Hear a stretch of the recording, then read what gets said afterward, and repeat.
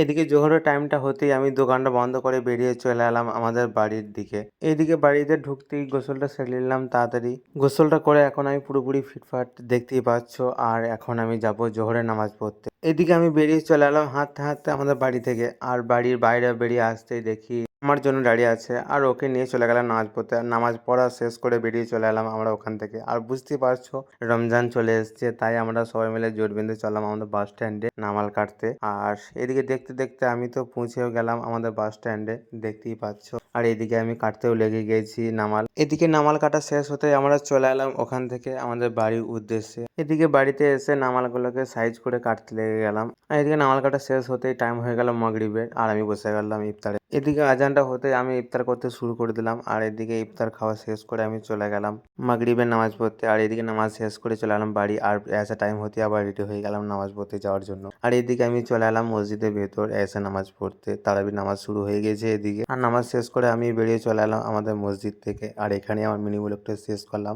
আর সবাইকে পহেলা রমজানুল মুবারক।